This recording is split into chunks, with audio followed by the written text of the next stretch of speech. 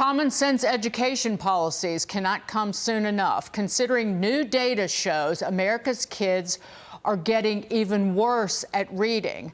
The scores have fallen dramatically from 2019 to 2022. For fourth graders, math, you can see these numbers, but here's how low they are.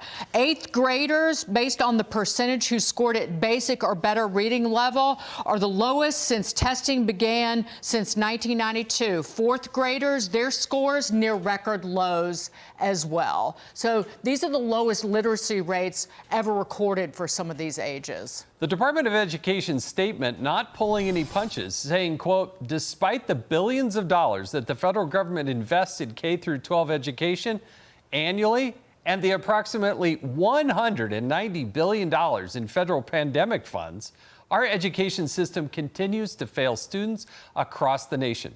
Change must happen, and it must happen now.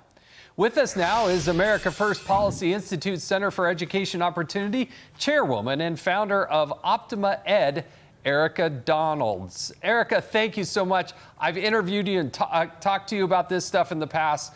The president seems to be on the right path. What do you think? Is this going to make the difference that we need in this country?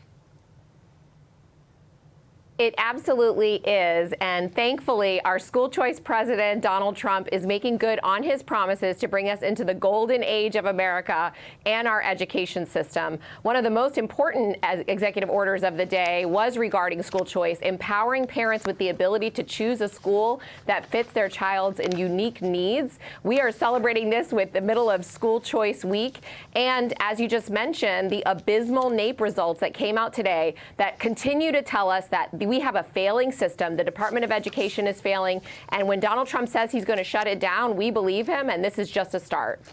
Jason mentioned the 100, it was actually more than $190 billion. Crazy. But it was so $190 billion in pandemic aid. The fact that those schools, Erika, burned through all of that, and what have America's kids gotten? Well, they got the teachers' unions. That's what they got. That's right. They did blow through an enormous amount of money post-pandemic. But you know what? The trajectory of abysmal academic performance started before the pandemic. It was exacerbated by school closures, not by the virus itself, but by bureaucrats that refused to allow schools to reopen. And we are seeing, like you said, the lowest performance that we have seen in the history of measuring. Less than 1/3 of our eighth graders are reading and doing mathematics on grade level. 1/3.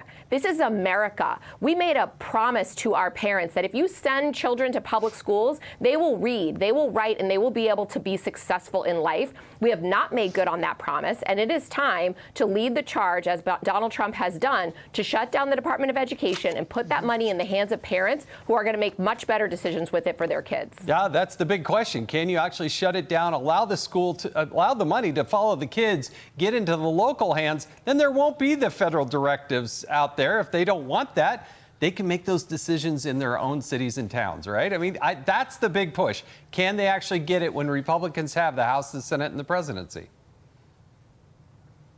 Well, there's no reason why we shouldn't make significant progress on that. In the executive order that Trump put out today, it instructed the Department of Education Secretary, as well as the Secretary of Defense, to present options on how to empower parents with the funds that they are given. So we're going to see those plans within the next 60 days. We know that Congress is also working on a school choice bill called the Education Choice for Children Act. We expect that to come up in the reconciliation packages, the big, beautiful bills that Trump has been talking about. So there are options moving through Congress and can be done at the administrative level. We're going to see movement on this in the next 60 days. Good. Can I ask you a quick question, though? If you want to get the federal government out of education, how does passing a bill by the federal government do that?